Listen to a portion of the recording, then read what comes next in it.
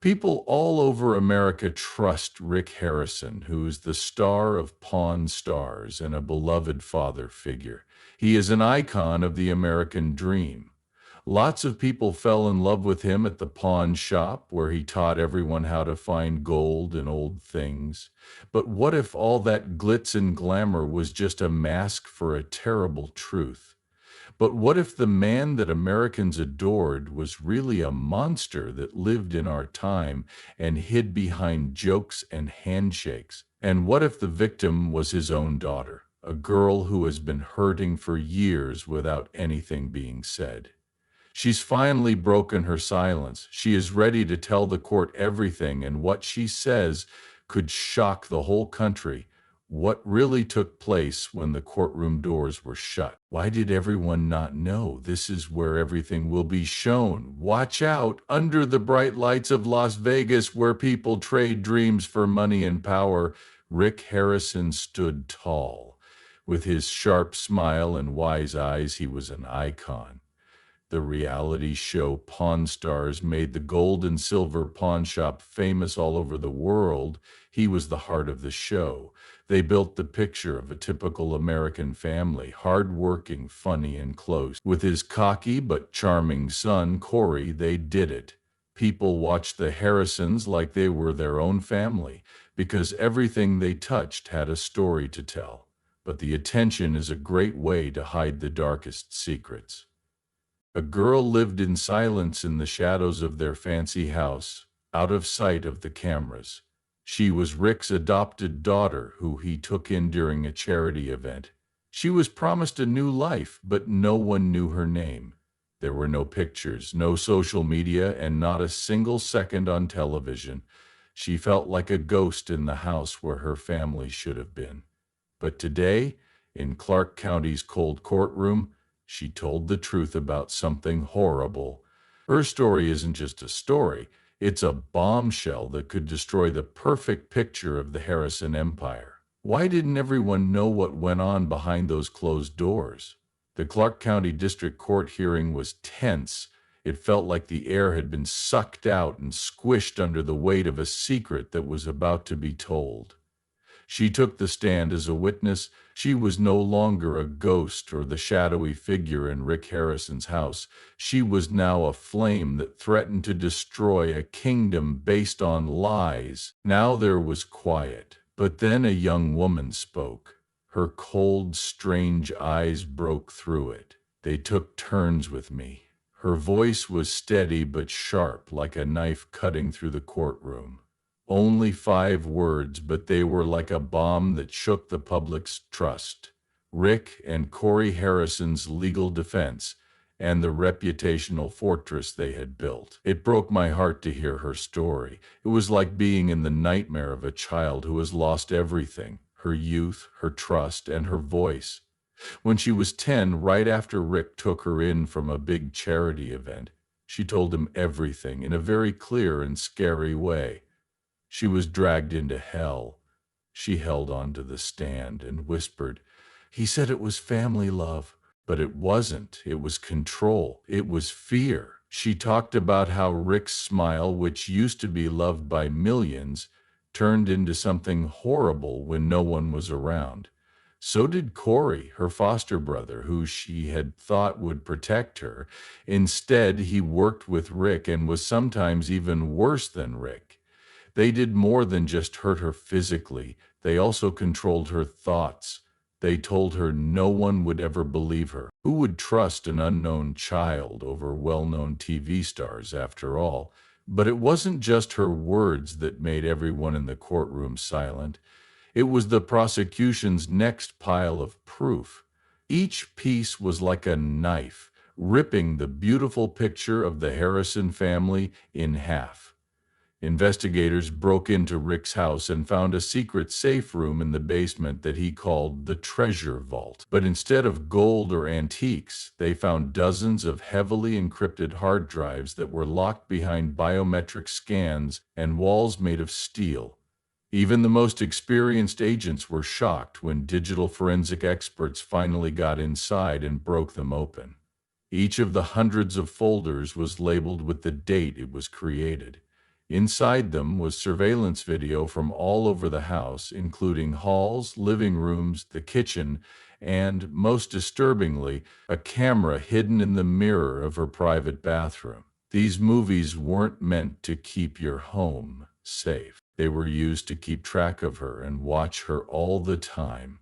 Her life was recorded like a hunted animal, always being watched in the place that should have been her home. It didn't end there, though. There were also folders on the hard drives with horrible names like Family Time. The prosecutor spoke in a shaky but determined tone as she explained what they were. Videos showing horrible crimes that matched exactly with the young woman's secret handwriting, journals that she had kept for 6 years. There were old, smudged notes hidden under the floorboards in her bedroom that had painful lines written in them. March 12th, Rick came. He said Corey would come after. I tried to scream, but he told me the house was soundproof. I agreed with him. Experts in handwriting said there were no signs of fraud. Every page of that book wasn't just a memory. It was a long-hidden plea for help that was finally heard. And the proof kept getting scarier. The prosecutor showed text messages and emails that were taken from Rick and Corey's phones and found. 2 days after writing in the book, Rick sent Corey a message that said, "She's acting out again. Might need a reminder of who raised her." Corey sent a message at 2:14 a.m., messages that only said, "Your turn tonight." These weren't just messages, they were shots going through the carefully built fronts of two men who were once held up as examples of American success. As a message was played out loud, everyone in the courtroom shook. That wasn't just a threat. Rick's voice was cold and scary. "You're lucky to live here. Without me, you'd be trash in the system."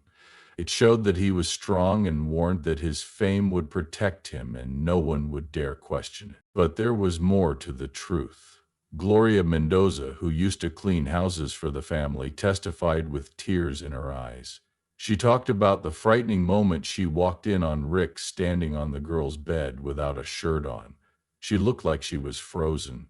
It was hard for Gloria not to cry. And his eyes. He looked like he wanted to kill me for seeing something I shouldn't have. She quit that same day, but until now she hadn't said anything because she was afraid of Rick's impact. Then delivery guy Brett Cummings showed up with proof that so shocked everyone in the courtroom that they were silent. The voice of a desperate girl was recorded by mistake by his phone through the walls of the house. The only thing you could hear her say was, "Please, not again." The sound was short, but it cut through everyone in the room.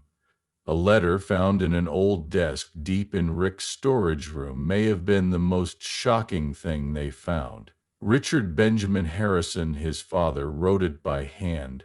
Richard is a well-liked old man at Pawn Stars. The letter wasn't sent to anyone in particular. He wrote, "There's something sick in this house." The note just said, "To whoever finds this letter, it's too much for me to handle. Please forgive me if I turned away for too long." These were more than words. They were a final, haunted statement that showed the evil that had been growing in the Harrison family for years, while everyone chose to keep quiet. The young woman stayed strong through it all. Her voice never broke as she spoke for 4 hours straight. It was hard for her to call their cruel abuse family love. She talked about lying in bed at night pretending to be dead and hoping to get away. She looked at the judges and said, "They took everything. They didn't take my voice, though, and now I'm using it." That wasn't just evidence, that's what it said. It was no longer her fault. She was a strong woman. Rick sat at the defendant's table with his hands shaking and his head down. Corey looked like he was about to blow up because his face was red with anger. But they both couldn't take their eyes off the woman, whose eyes they had just shut out. Today, her eyes were the loudest thing in the room. The case didn't just blow up in court, it spread to other places as well. As news of her story spread, social media went crazy. On news shows, her words were played over and over. I remember one phrase that stood for long-buried truths. They took turns with me. People used to love Rick and Corey Harrison, but now everyone saw them for what they really were. Corey Harrison was disgusted by them now, but for the young woman, this wasn't about getting even. It was about being free. The unseen cage that had held her back was now broken, and its falling pieces were bringing down the whole Harrison empire. The fire from her story kept going, slowly, steadily, and couldn't be put out. It burned down all the carefully made illusions about the Harrison family. Clark County Court wasn't just a place to make decisions. It had turned into a battleground where truth and lies were shown. A stunned audience around the world watched as a TV dynasty fell apart. The jury went quiet when Corey Harrison, who was thin and furious, took the stand. Everyone held their breath and waited for a response that might save what little of his reputation was left. But what happened next wasn't just a man falling apart, it was a family that was once seen as an American ideal falling apart completely. Corey used to look so at ease in front of the cameras on Pawn Stars, but now he looked like he was in a tight spot. He couldn't catch his breath because the lawyer was so sharp and persistent. "Are you saying you didn't help abuse your adopted sister? What is it?" she asked, her voice as cold as steel. Corey's lips got tighter. "Certainly.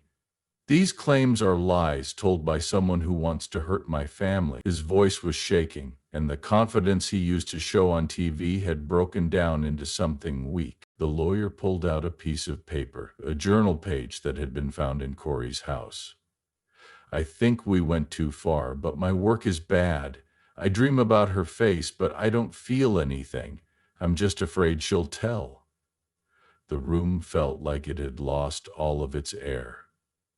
Corey's face turned red, and he screamed, "That wasn't me. You're turning everything around. She's crazy. She lies and tricks people all the time." It made her life better than it ever could have been. His outburst wasn't just denial, it was a confession he forced out of desperation. There were gasps and whispers all over the courtroom. The judge hit the gavel to get everyone to stop, but Corey kept talking, even though his voice was shaking. "You people don't know anything about my family. It was her who broke everything. She's not thankful." Not only did his meltdown not save him, it made things worse for him and his father. Rick Harrison never moved his head while sitting at the defendant's table. The man who used to run a huge media company was now hunched over and holding on to the edge of the table with shaking hands. He decided to stay quiet and not speak. Not as a strategy, but as a sign that his mind had completely lost its function. Rick was no longer a TV star when he was in Clark County Jail. He was just another prisoner, locked up in a cold concrete cell with harsh electric lights that made his dreams seem more real. Officers at the prison said Rick wouldn't eat and would stare blankly at the cement wall for hours on end, mumbling about voices he thought he heard, like the mocking laughs of crowds and the words of enemies he couldn't see. During one episode of paranoia, he yelled at a guard, "They're making it up. It's all about money. They want to hurt me." No one replied, though. His fame didn't matter when he was in jail. That's because another prisoner who knew about Rick's crimes threatened to lock him up alone in the yard. Right now, Rick lives alone and is constantly bothered by the sound of his own movements and the truth that he can't run away from. It wasn't just court cases and jail time that caused the Harrison family to fall apart. It moved like an earthquake and broke apart everything that was holding them together before. Adam is Corey's half-brother and had been staying out of the public eye for a long time. In a shocking move, he broke up with her in public. He said, "What's come to light disgusts and breaks my heart. After more than 7 years, I still haven't talked to Rick or Corey. I now understand why I made the choice to leave. My heart goes out to the victim." His words were like the last slash, cutting what little family tie was left. Rick's mother, Joanne Harrison, didn't say anything. She wouldn't go to court or talk to the press. A close friend said she once told them, "I knew something wasn't right, but I was too afraid to face it." Many people thought that her quiet meant she was guilty, not innocent. People who used to work for the Harrison family started coming out, revealing a culture of fear and control. Another worker at the pawn shop for a long time said Rick was like a king. If you asked something, you were taken away. He was in charge of everything, from how we talked to how we looked on camera. "That girl always sat alone in a corner and never said a word," said a former family friend who went to a Christmas party at their home. "Now I see that she was crying out for help with her eyes. I thought she was just shy." These pieces, which were ignored at first, have now come together to paint a scary picture of a family whose lives are controlled by power, secrets, and greed. The gold and silver pawn shop was once a place where thousands of tourists went to pray, but it is now permanently closed. Its bright signs have been taken down, and the people who still work there are confused and don't know what will happen to them. Pawn Stars was taken off the air right away by the History Channel, which had never done this before. The show was quickly erased from the channel's lineup. No longer does Las Vegas honor Rick as a local hero. Instead, the city has turned its back on him. Businesses, restaurants, and hotels in the area rush to get rid of signed pictures of Rick and Corey as if they were lasting stains. People who used to love the Harrison family are now very angry at them. Now, groups that fight for victims' rights are gathering outside the building with signs that say, "Justice for her, no kindness for monsters." Social media is full of stories from people who have been abused, and many of them find strength in the foster daughter's bravery. "She is our voice," one person wrote on Twitter. "We were afraid to break the quiet, but she did it anyway." The Harrison family's downfall isn't just a court case. It's a wake-up call that shows how fame and power can hide the worst crimes. And now the adopted daughter stands tall, not as a victim, but as a torchbearer for the truth. She lit a spark of justice that made everyone finally look. It didn't just burn down the Harrison family. It also lit up the dark parts of society where power and fame protect the guilty. This case isn't just about a family falling apart. It's also about the bad side of idolizing celebrities and how the light can make us miss the truth. The girl, who was once hidden in the shadows of a house, has become a sign of strength that can't be broken. After years of not having a voice, she got up and took it back, not just for herself, but for many others who had been left behind by the system. Her testimony was like throwing a stone into still water. It made waves all over the world and started a global talk about abuse in wealthy families. It showed how wrong society is when it puts fame before honesty. This case shows us that the truth can still break down walls of lies, no matter how deeply they are hidden. It tells us that justice is more than just a verdict in court. It means believing and speaking up for the views that aren't being heard. That young woman was so brave that she turned her pain into a mission. She showed other survivors the way and woke up the world. Don't let fame make us miss the darkness of crime. Her story isn't just a personal win. It's also a desire for change so that no one else has to suffer alone.